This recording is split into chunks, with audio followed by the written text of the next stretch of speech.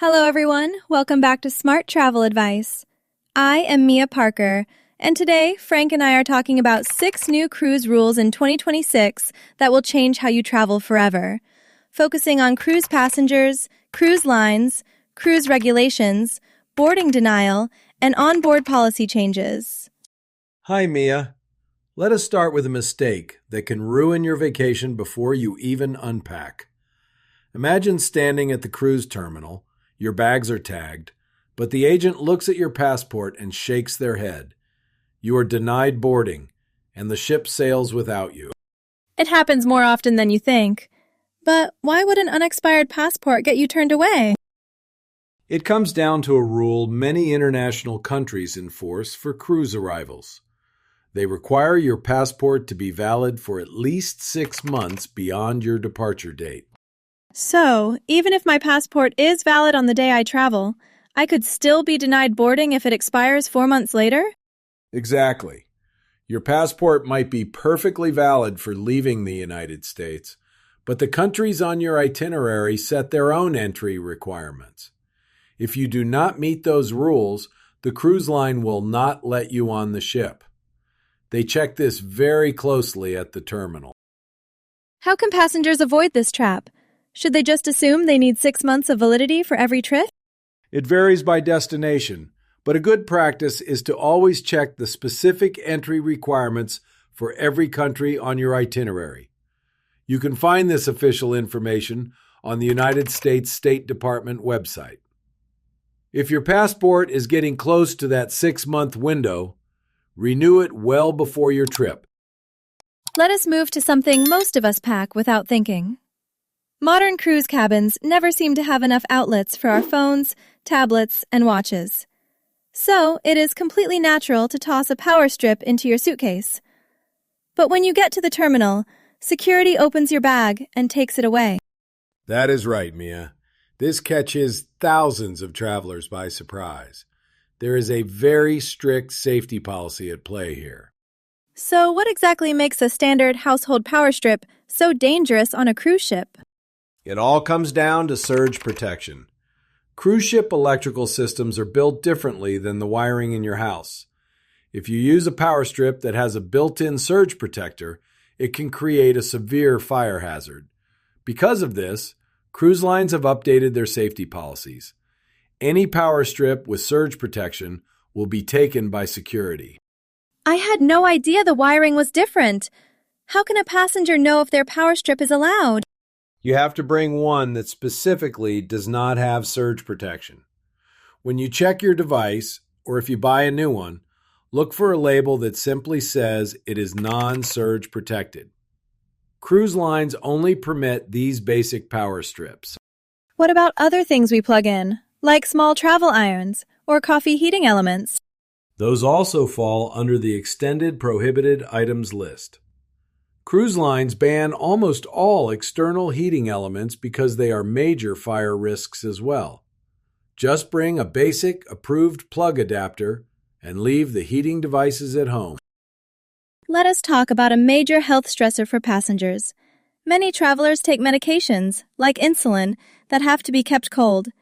We usually assume our cruise cabin will have a standard mini fridge, but discovering on embarkation day that your room only has a weak beverage cooler can ruin your trip. That is a very dangerous situation, Mia.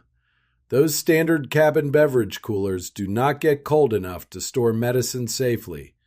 To fix this, you must submit a formal request to the cruise line accessibility department at least 30 days before your departure.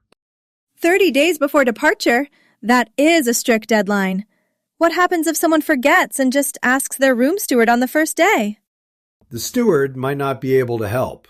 Cruise ships only carry a limited number of actual medical-grade refrigerators on board. The Americans with Disabilities Act requires cruise lines to provide reasonable accommodations, but you have to give them time to arrange it. If you wait until you are on the ship, they simply might be out of stock. So you cannot just call the main booking number to ask for this. You really need to speak directly with their accessibility department.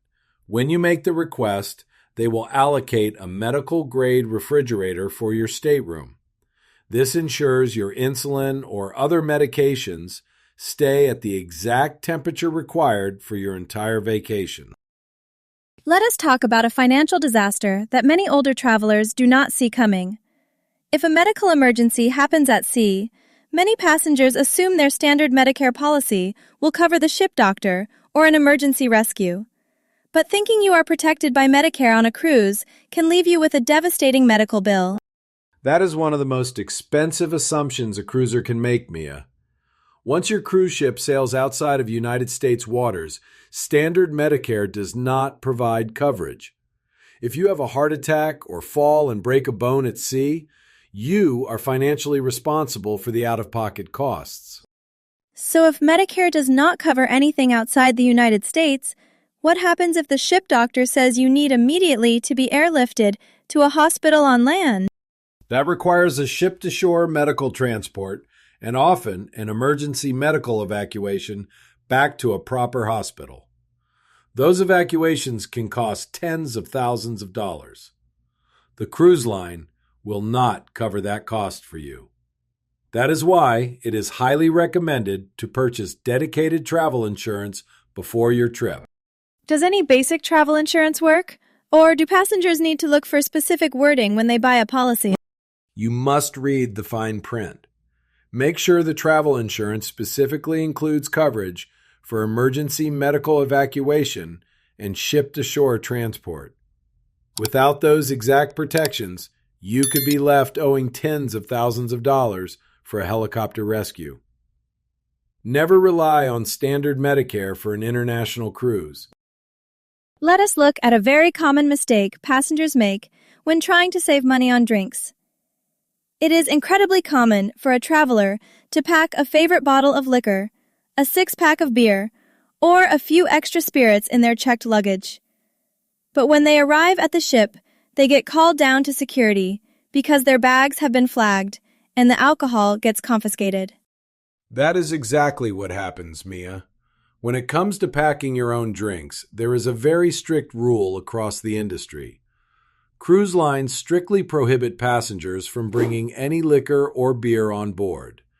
If security finds it in your luggage during embarkation, they will take it away. So you are not allowed to bring any type of adult beverage with you at all? What if you just want a nice drink on your private balcony? There is an exception, but it is very specific. Many cruise lines do permit you to bring exactly one bottle of wine per adult. However, this exception usually only applies when you first get on the ship at embarkation.